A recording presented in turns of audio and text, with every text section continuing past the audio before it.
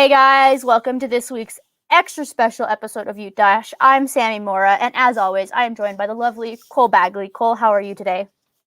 Doing pretty good. We got some a lot of things to talk about on today's show. We haven't been around for a while, just a lot of craziness, busyness going on. Obviously, two senior students at the University of Utah, finals and all that jazz. But we got a lot of sports to talk about today in regards to the University of Utah.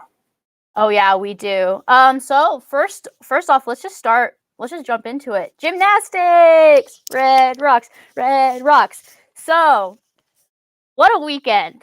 What a weekend for the Red Rocks. That's what I'm going to start off with. You know, Friday, compete in semifinal 2 of the national championship meet up against Oklahoma, LSU, and Alabama. Not going to lie, I didn't think we were going to make it to Saturday's competition. You know, you had to finish in the top 2 to make it to the national championship meet on Saturday. And for a while there, it didn't look good for Utah, you know? So you start off on beam, which is usually your best event of the season or of the year and of the team.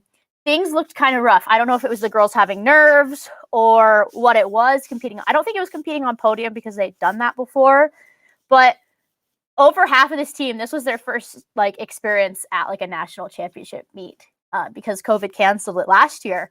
So I don't know if it was nerves or anything, but no one cracked 9-9, which was extremely rare for this Utah beam lineup. Wild. And then you kind of go to floor. You gain some momentum on floor. Looks a lot better. You go to vault, which has been this team's Achilles heel. I don't know what to do with vault. Garrett and Tom are doing so good with what they have, but you know, there's only so much coaching can do when you can't stick a 1.5, and you need to stick your 1.5s if you want to make it to nationals.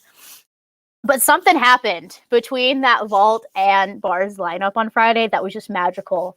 Miley O'Keefe actually talked about it post-meet. Sydney Slosky, one of the captains, pulled everyone aside before bar and no one's going to out-tough us.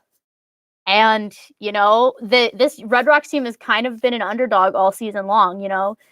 They weren't supposed to win the Pac-12. Cal was supposed to win it. They went out and won that. They weren't supposed to win the Salt Lake City Regional. LSU was supposed to win that. They went out there and destroyed LSU in the process for the first time they beat LSU this season. And they went out and they had one of their best bars routines of the season. Oh, it was really good. You had people sticking landings, and it was enough. It was enough. You know, I was standing in my living room with my mom on Friday watching the meet, and while we're waiting for that final Alabama score to come in from Lexi Graber, I was a little panicked. But if you look at those final scores for that semifinal, I think Alabama only lost Utah by 0.025. So a razor thin margin to make it to the national championship meet yesterday, which that was also a journey of a meet. I'm going to say that. So, you know, we start out on bars and this team has finally figured out what is going on with bars at the right time. You start out with a pretty solid bars score. You have two back-to-back scores of 9-9 or better from Miley O'Keefe, who is now a national champion on the bars. She won that title on Friday night. And Crystal Issa, who had a 9-9. So then you go from bars to beam, and holy hell.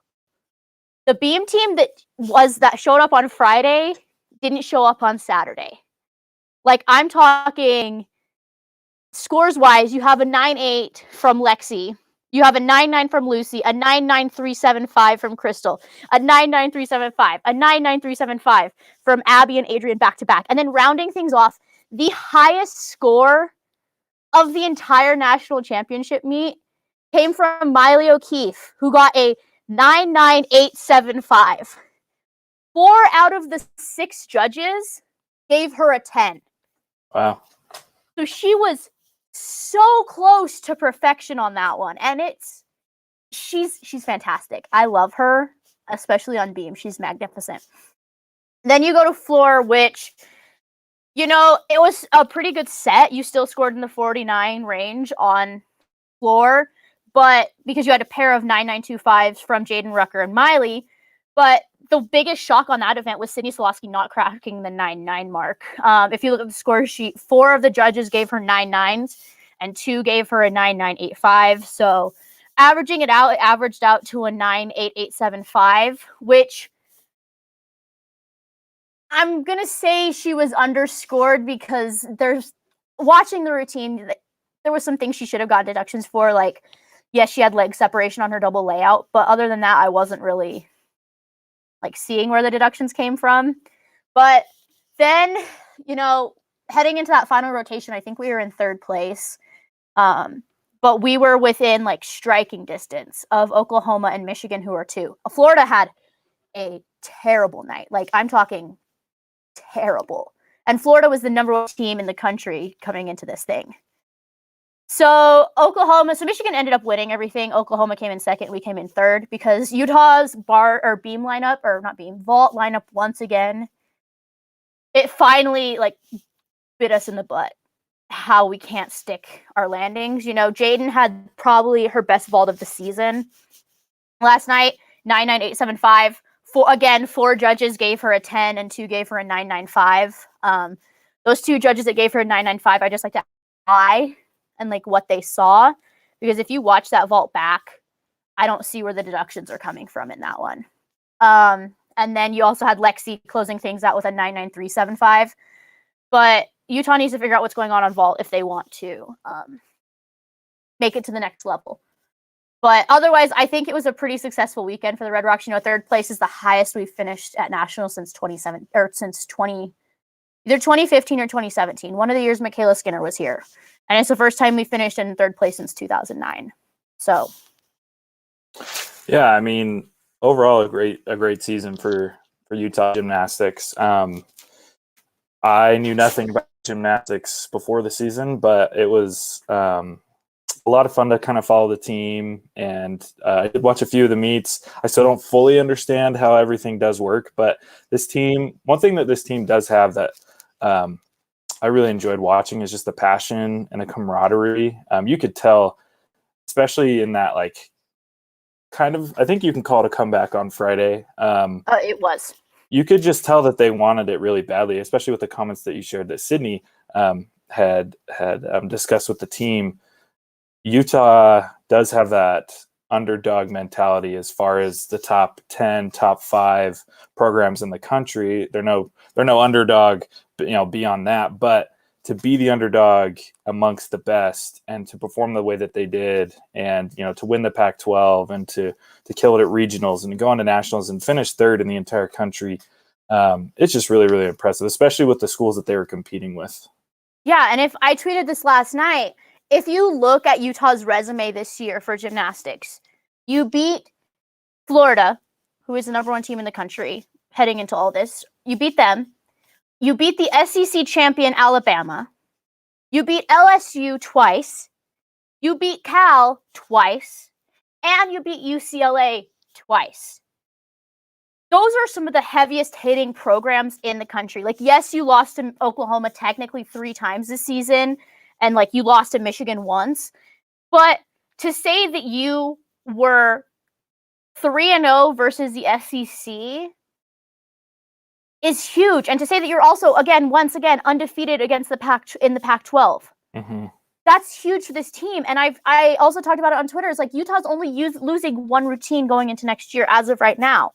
With Sydney and Lexi coming back for a 2nd senior year, that's fantastic. You're losing Emily, which I'm really sad to see her go because she finally hit her stride on bars the last couple of weeks. But her routine on bars is the only thing you're going to lose. Yeah. Plus, you're bringing in two girls, technically 3, but we'll get to that 3rd one in a second. Technically 2 girls who are trying out for the Olympic team right now in Grace McCollum and Kara Eaker. Plus, you're bringing in Sage Thompson, who's one of the better JO gymnasts you have in the country. Plus, you have the possibility of Michaela Skinner returning. This Utah Gymnastics team is going to be loaded next year. Yeah. And if you really I would be surprised if they can make it back to the Final 4 on the floor next year and actually win this thing and finally break our streak of making it to nationals and not bringing home the trophy, because we haven't won a national championship since the 90s. Yeah.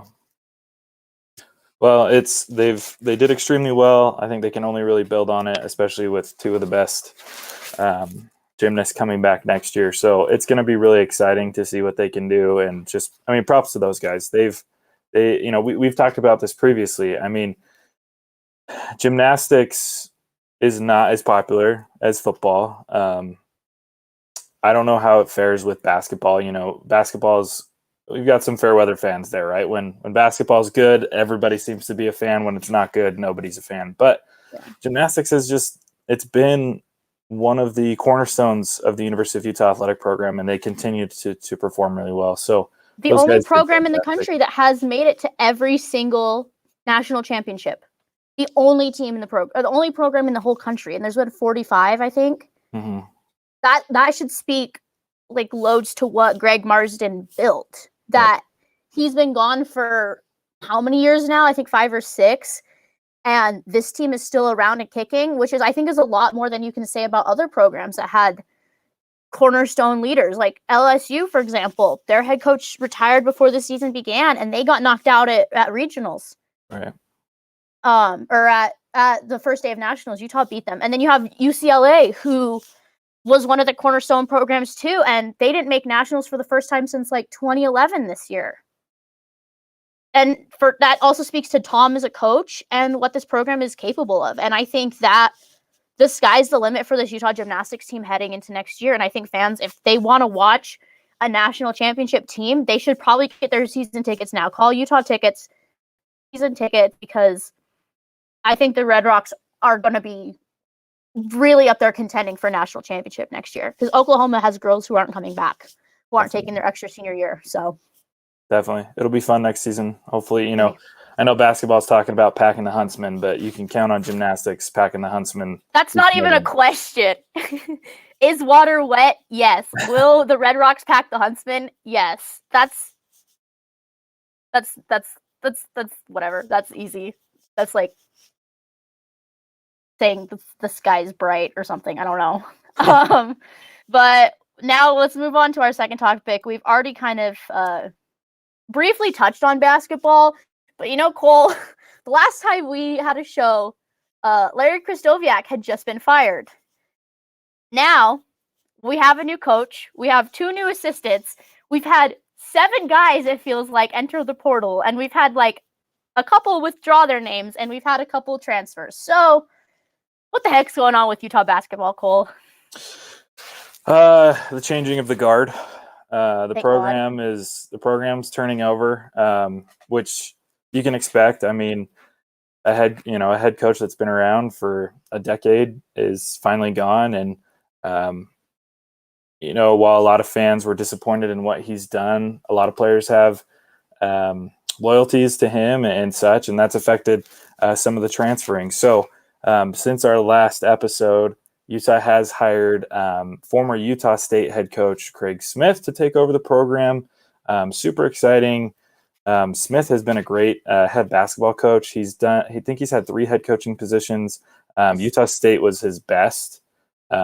He turned, and in each and every time he's turned programs around and actually won the conference that they've been in, winning the Mountain West twice in the 3 years that he was there, taking the Aggies to the NCAA tournament several times, and just doing a great job recruiting. I mean, Utah State's probably been a better basketball team than Utah for the last few years. So really exciting with him, obviously bringing on a couple of assistant coaches.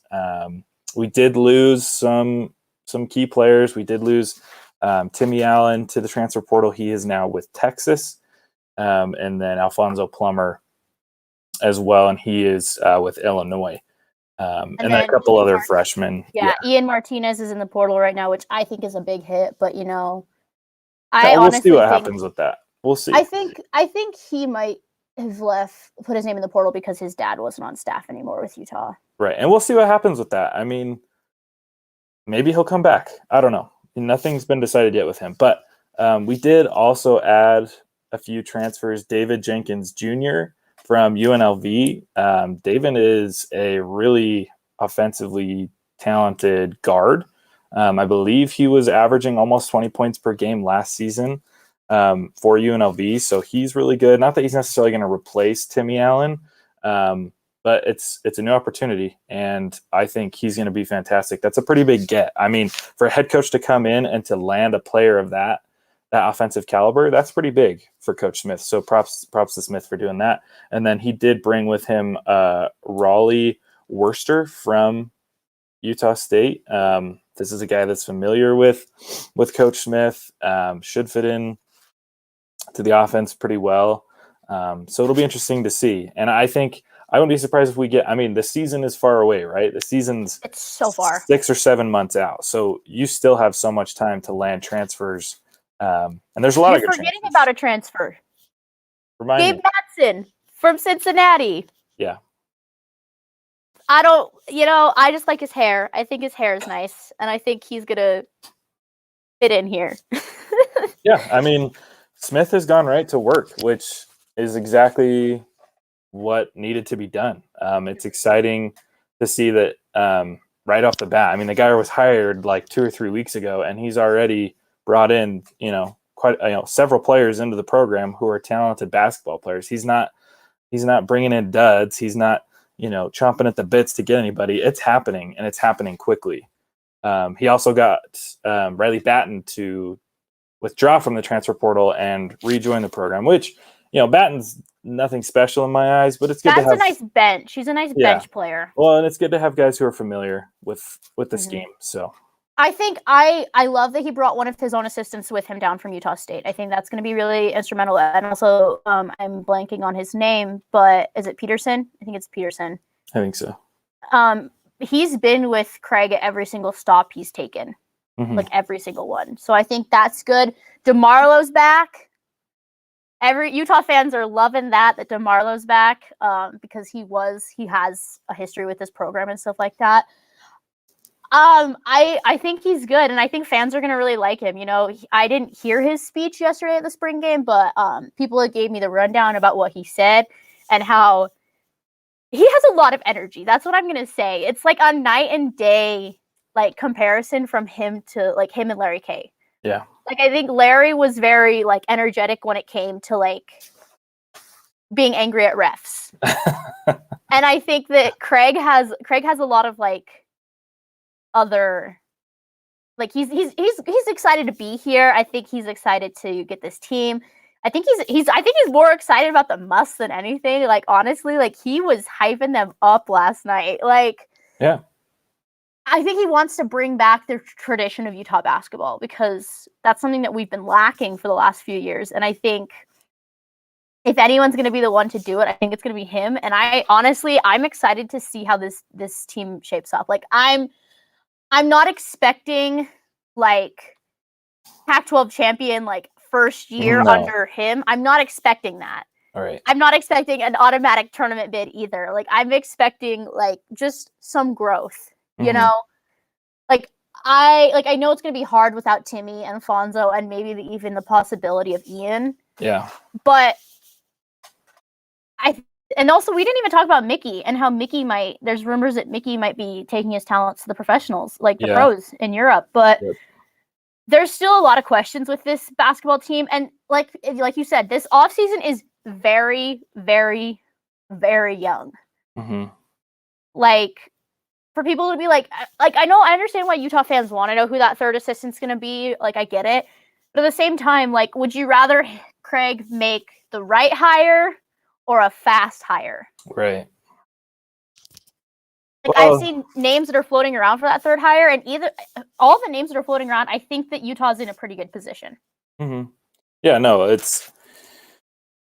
I'm glad to see him tackling everything quickly. I don't think any of these decisions were rash or rushed at all. I think things have just kind of fallen.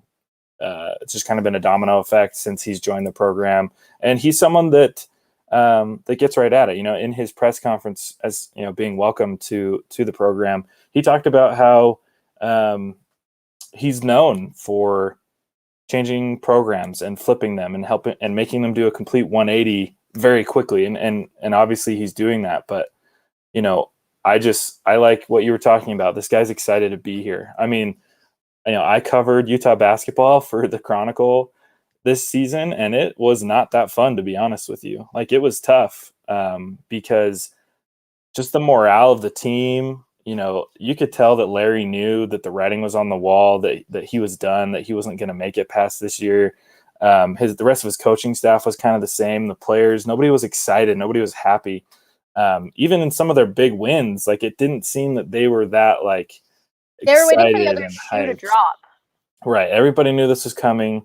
I'm glad it did. I'm glad that Smith's at the head. And, it's only his first month, guys. Like, he's done fantastic. He's killed it. I'm excited to see what he does over the next, 4 or 5 months before, the next season starts. But as long as there's growth, like you said, Sammy, I would love to see a winning record. I'm not expecting a Pac-12 championship. I'm not expecting, a tournament seed. Just have a positive record, and then let's move to the next year. If this is what he's done in his first 30 days, just think about what he'll be able to do in his first year. Right. And like, there's still a lot of pieces that need to be figured out. You have open scholarships still that need to be filled. You have guys who are still in the portal. Like, you don't know what's going to happen. Like, Utah can still get more commits and transfers. So definitely. Overall, I'm excited for Craig. I think he's going to be great. He looks really good in red. I think I'm excited for the future. For once in my life, I can actually say I'm excited for Utah men's basketball, I think. Just because of the kind of guy that we've seen from him and his success on and off the court. But anyways, we're going to get to the topic of the day. We finally had football. We had football with fans yesterday at Res. Everyone finally got to see that new South End Zone expansion. Woo, woo, woo. It looks so good. So good. And it's not even done yet. Like, they're not even seats, but it just looks good. There's no seats, but it looks beautiful. So, Cole, I have a question for you. Yeah. Last time you got really excited about a quarterback, it ended in pain and train wrecks. And embarrassment. And embarrassment to not only you, but to your family. Everyone was like, are you the guy that said that Jake Bentley is going to be the next, like, big thing at Utah? Mean, luckily you were the only person I think that reacted that way, but... Because I just like to tease you about it because you were captain. Captain of the Jake Bentley Express. Meanwhile, I was sitting here over here like, I think Cam Rising is going to win the starting job, and he did. And then he got hurt. Yep. But anyways, how, on a scale of 1 to 10, how are you feeling about Charlie Brewer after the limited reps we saw of him yesterday in the spring game? On a scale of 1 to 10, I'd say about a 12, which is the number he wears. So I'm going to stay on that number 12 train. I'm not getting off it, but luckily we have a new conductor, Charlie Brewer. He looked fantastic yesterday.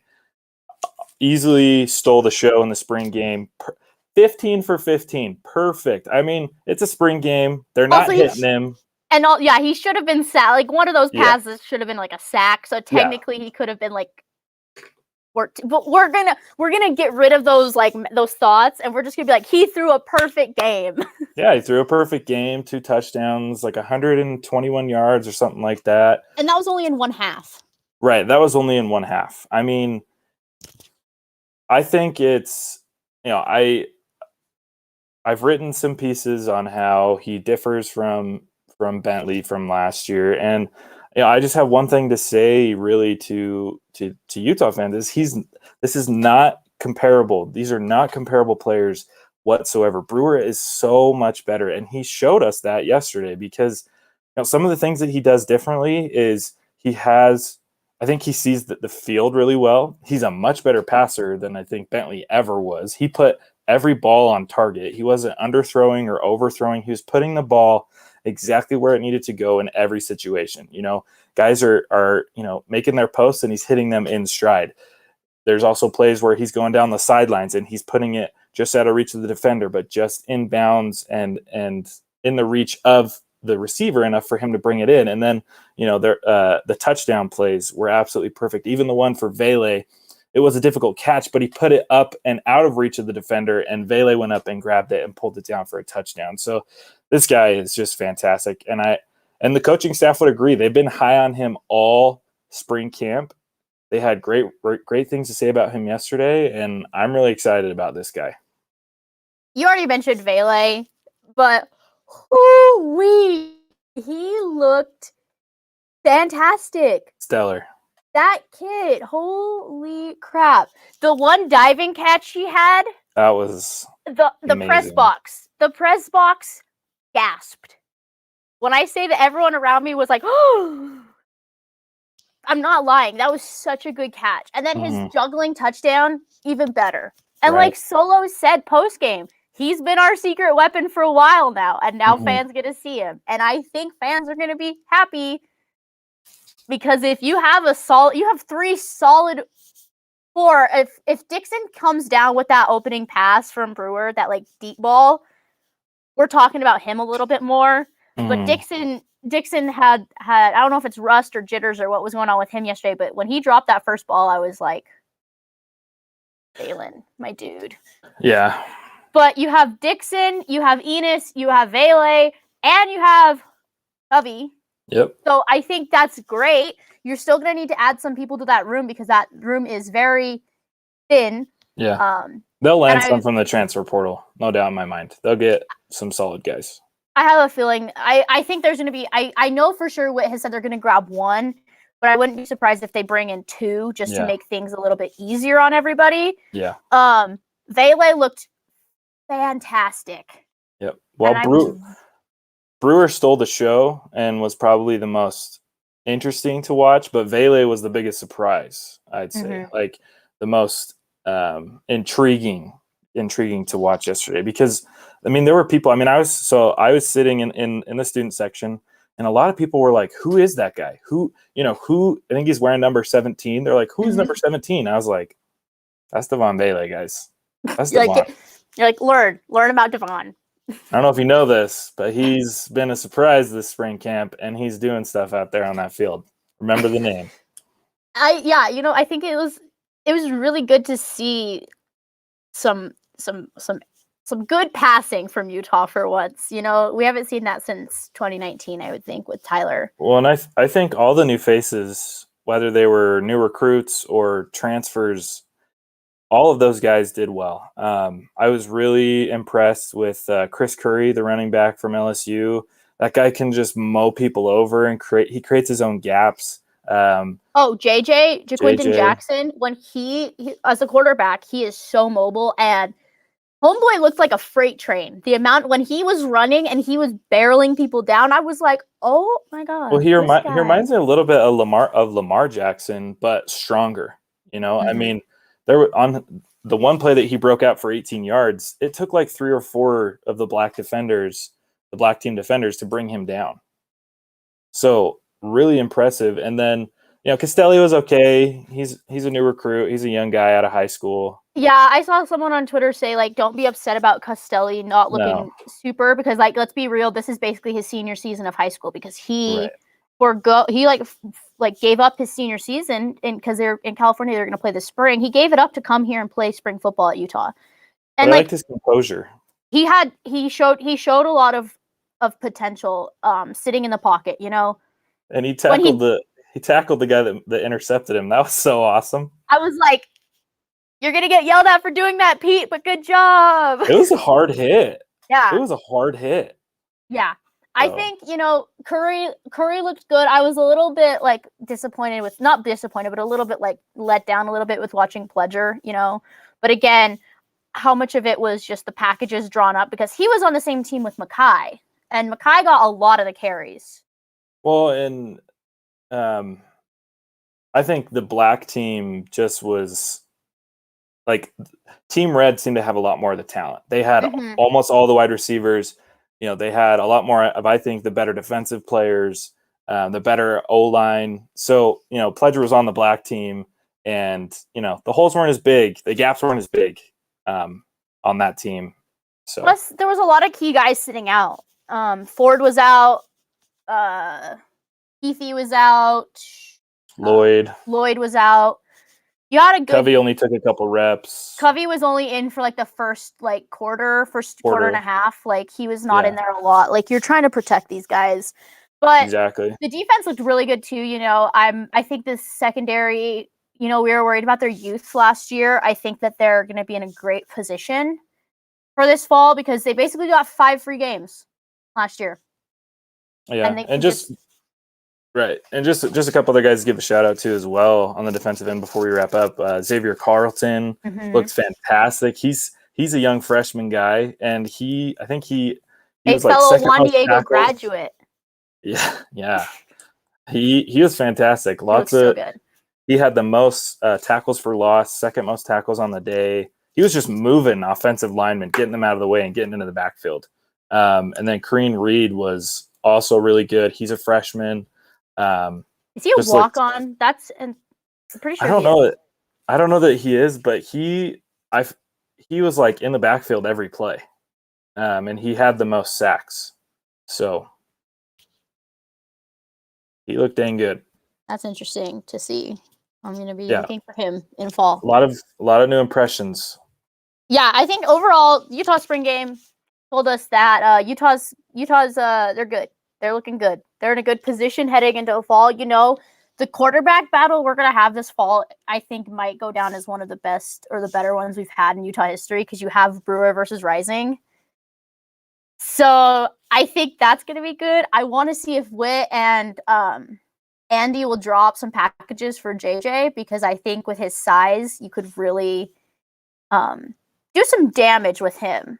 Well, especially in the red zone, I mean, you drop a quarterback keeper and, you're inside the red zone. He can run it into he can run it in for a touchdown, just as any of the other guys. So you might drop some plays like that. Even run a wildcat with him and Curry. Yeah. Like that would be, I would love that. Or idea. JJ is quarterback. Curry's running back. 3 tight end set. Ooh. Call it like the chunky boy. And then the run is coming on that play. Because if you have Keithy, Fotherham, and Kincaid out there, plus JJ, plus Curry, there's no way you're stopping that. Yeah, Curry made some pretty big blocks protecting the quarterback yesterday. He's a big dude. He's big and strong. I like him a lot. I think he's going to be great. But sadly, Cole, this is all the time we have for today on Ute Dash. As always, be sure to check out our website, dashsports.tv. Follow us on Facebook, Instagram, TikTok, and Twitter at dashsportstv.com. Cole and I, our handles on Twitter are below. You can follow me on Twitter at S_Mora99. You can follow Cole on Twitter at Bagley_Cole. Cole, is there anything else you want to tell the people before we head out? Spring sports is over. Sad to see it. Excited for next season. Hopefully return to normalcy. Fans packing the muss. Going to be big years for a lot of Utah teams. Huge. And as always, we're going to give you guys the signature Ute Zone send out. Cole, give them a go. Go Utes, guys. Bye, guys.